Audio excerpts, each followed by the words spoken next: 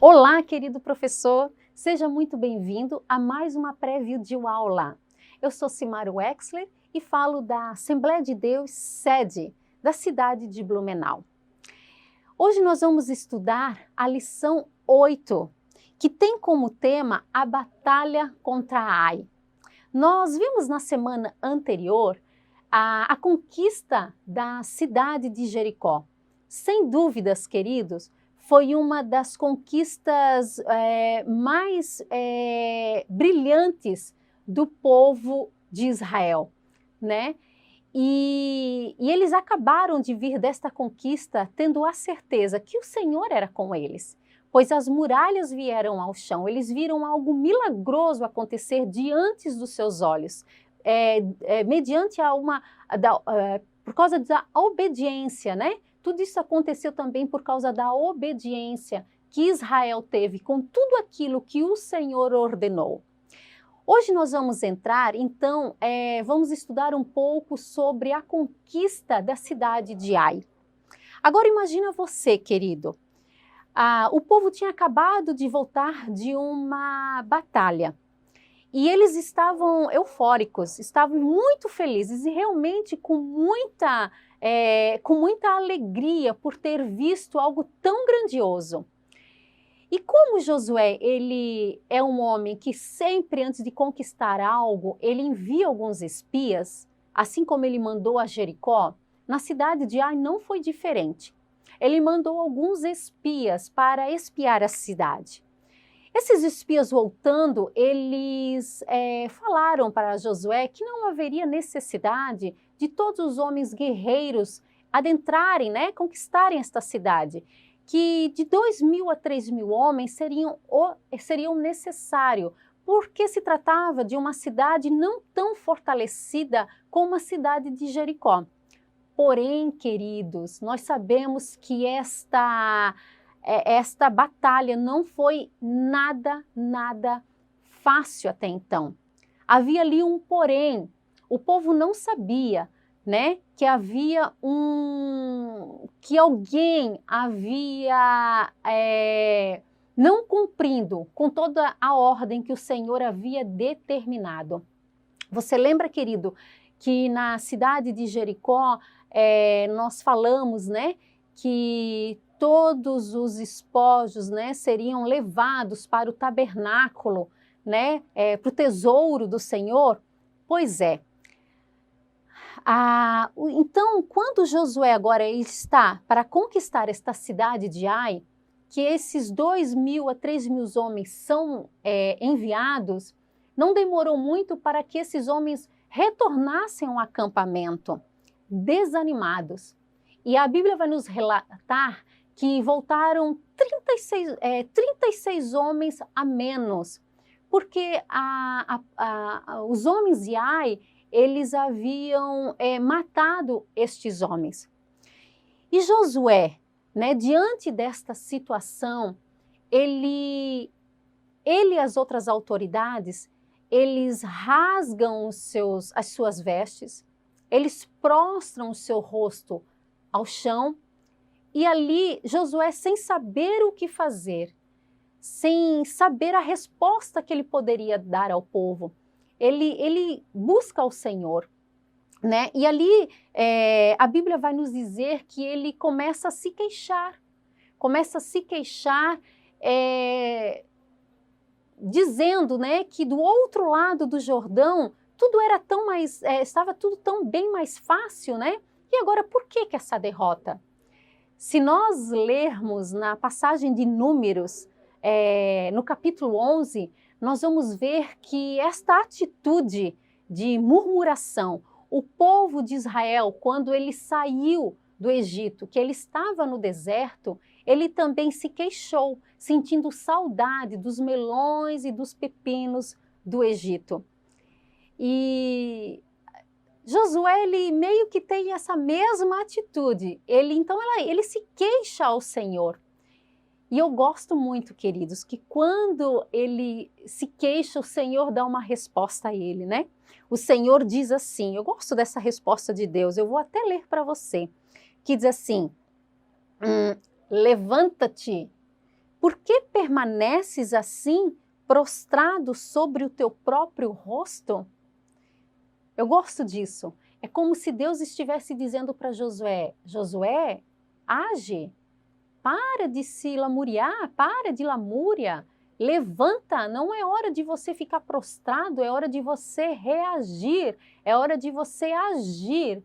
E quantas vezes, queridos, diante de uma situação onde a gente acha que tudo vai dar certo, né, que está tudo sob controle, e a gente se depara com algo que não estava, que nós não esperaríamos, né? E qual é a maioria das vezes a nossa tendência? É a gente se desanimar e ficar queixosos, né? Dizer, por quê? Oh, por que que tudo isso deu errado? Né? E o Senhor, então, ele fala para Josué, levanta, Josué, não é hora de você ficar murmurando, é hora de você agir. Então, eu acho tão interessante, queridos, que o Senhor, então, ele fala para Josué, há pecado no meio do acampamento. Há pecado no meio do acampamento. Vocês não ganharam esta guerra porque há um pecado encoberto. E a Bíblia vai nos dizer, queridos, eu quero ler até esse versículo com você, que diz assim, o Senhor diz para Josué, né? O anátema está no meio de ti, Israel. Não poderás enfrentar o teu inimigo até que não tenhas eliminado o anátema do vosso meio. Essa passagem está registrada em Josué capítulo 7, no versículo 13. Vocês lembram na aula então passada, assim como eu já falei, né? Que a Guerra Santa, ela tinha as suas ordens estabelecidas por Deus e eles tinham que seguir à risca, né? E uma dessas ordens era que realmente, né, querido, era a ordem, né, que eles destruíssem tudo e que então que todo ouro, toda prata, tudo aquilo que é de grande valor, seria levado para o tesouro, né, do tabernáculo.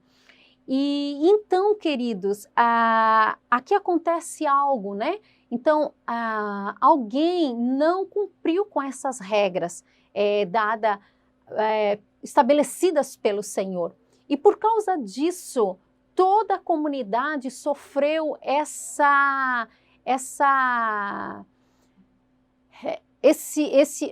acontecido, né? Eles sofreram, né, por causa do pecado encoberto de uma pessoa. E a Bíblia vai nos dizer, né, que o culpado seria descoberto, né, que viria à tona tudo aquilo que haveria, o motivo do povo ter perdido, de Israel ter perdido essa batalha contra Ai, né? A busca começou e Acã foi revelado, né? Eu gosto da maneira que Josué trata Acã. A gente vai ler ali na passagem bíblica que ele fala, Acã ele chama de meu filho. Eu acredito, queridos, que por Josué ter tratado ele com tanta humanidade, o coração de Acã foi dilacerado naquele momento, ao ponto, né, de ele confessar a sua transgressão, né? A Bíblia vai nos dizer que ele deu a seguinte resposta a Josué. Ele diz, em verdade, fui eu que pequei contra o Senhor, Deus de Israel. Ai, queridos, que triste, que triste.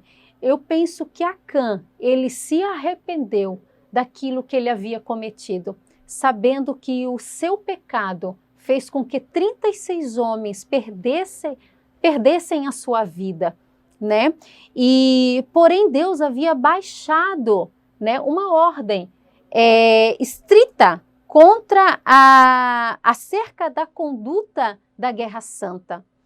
E nós vamos ler ali na sequência que Acã, ele diz que ele se deixou, né, seduzir pela cobiça. Ele ficou com um belo manto de Seir, né, da Babilônia. E nós sabemos, querido, que a Babilônia ela era muito conhecida porque ela sua manufatura, né, de tecidos de ótima qualidade, e que esses tecidos eles eram caríssimos, né? Com certeza Acã ele se deixou levar pela beleza deste tecido, né? E ele também ele roubou 200 ciclos de prata. Nós sabemos que um ciclo de prata ele era equivalente a 1 mês de trabalho de um agricultor, ou seja, isso equivalia a 17 anos, quase 17 anos de trabalho de um agricultor, era muito dinheiro. E também ele ficou com 50 ciclos de puro ouro.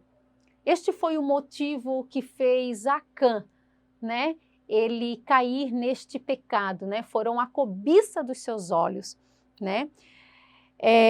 Então nós sabemos que por causa disso, Acã e sua família, eles foram levados a Cor, lá eles foram apedrejados e depois de mortos eles foram queimados.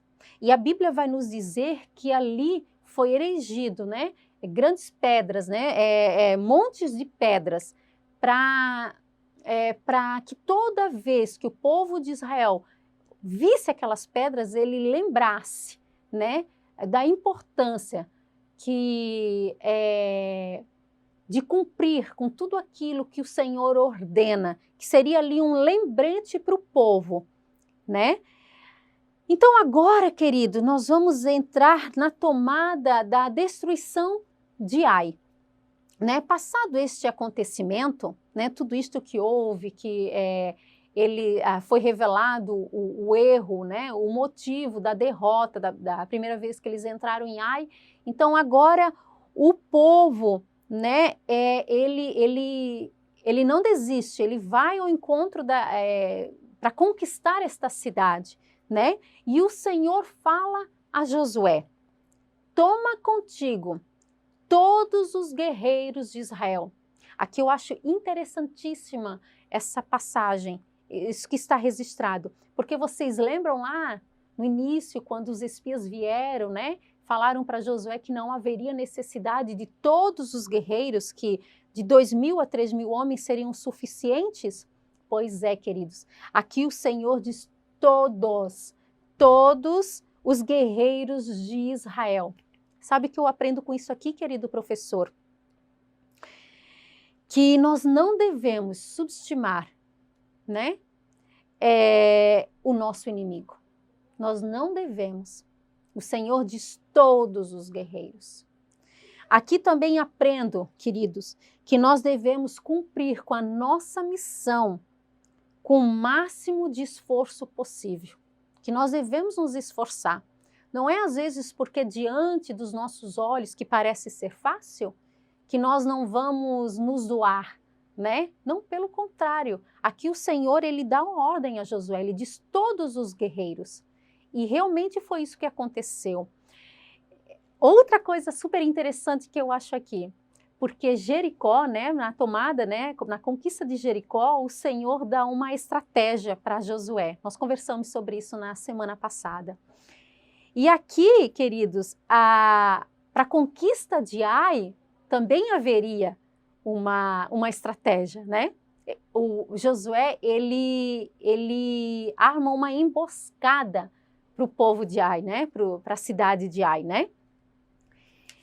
E essa estratégia, ela foi traçada. E o que era essa estratégia? É que Josué, ele ia à frente com cerca de 5 homens, né? E por trás, né, na retaguarda, iam mais 30.000 homens. Ficariam na retaguarda. Enquanto Josué, ele caminharia, né,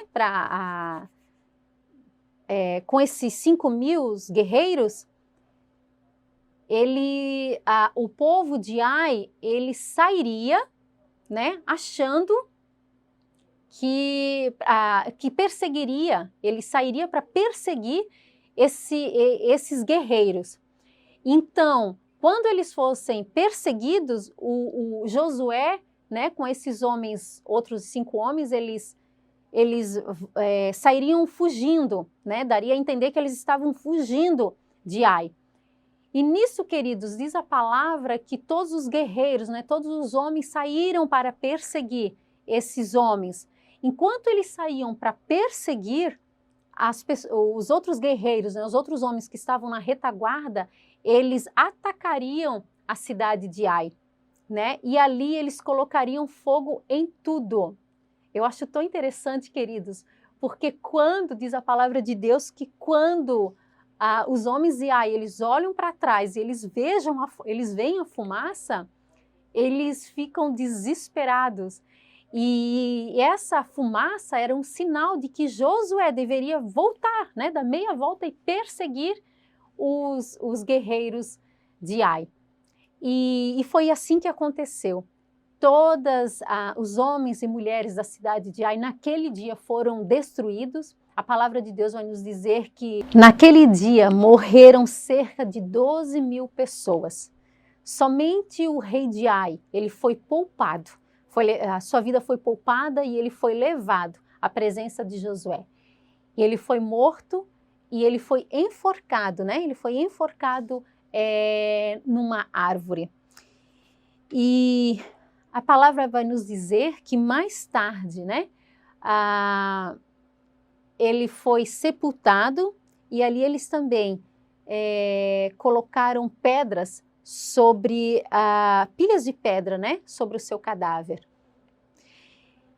E há evidências, querido, achei isso tão interessante, que há evidências, né, que os arqueólogos eles encontraram esse preciso altar recentemente, aonde o rei de Ai ele foi ali sepultado e ali as pilhas, né, de pedras estão sobre ele. E então, passado todo este acontecimento, Josué ele celebra, ele faz um culto de celebração ao Senhor, que ali está mais detalhado, né? A gente vai ver com maior detalhe, com muita riqueza, como é que foi essa celebração da vitória no no Josué capítulo 8, do versículo 30 ao 34. Queridos, essa nossa aula, assim como da aula passada, ela é maravilhosa, ela é muito interessante. Aqui você pode trabalhar muitos aspectos, né, com seu aluno, né? Mais uma vez a questão, né, de conquistar, de conquista, né? Aqui você pode trabalhar com o seu aluno para ele não subestimar, né, não subestime o seu inimigo, né? E ele realmente se dedicar a tudo aquilo que ele quer conquistar, né, para ele se posicionar realmente como um guerreiro, né? Ele realmente está fortalecido, né? Fortalecido em oração, buscando as informações. A gente aprende aqui com Josué, né, que ele é um homem que ele vai atrás, ele busca, né, conhecer, né, o inimigo para montar toda uma estratégia. Então, acredito que aqui, queridos, você pode trabalhar isso com os seus alunos. Tá bom, queridos? Quero dizer que eu sou apaixonada pelo livro de Josué e o meu desejo de todo o meu coração é que os seus alunos também se apaixonem por Josué. Eu acho legal, de repente, você está dando uma sugestão para o seu aluno dele estar relendo, né? A importância de estar relendo novamente este capítulo e ele anotar ali ou anotar ou até mesmo estar conversando com você, né? Você pode se colocar à disposição do seu aluno, de ele estar conversando com você, se algum pecado encoberto, você está dando essa liberdade, né? De ele, de repente, querer confessar alguma coisa, pois a palavra de Deus que nós devemos trazer à luz, né? Então, eu acredito verdadeiramente que é uma lição maravilhosa e que você está tendo a oportunidade de marcar o seu aluno com algo tão maravilhoso, né? Com uma passagem bíblica que está à nossa disposição, que tem tantos a nos ensinar, a nos oferecer. Tá bom, querido? Eu fico por aqui. Meu muito obrigada e até a próxima.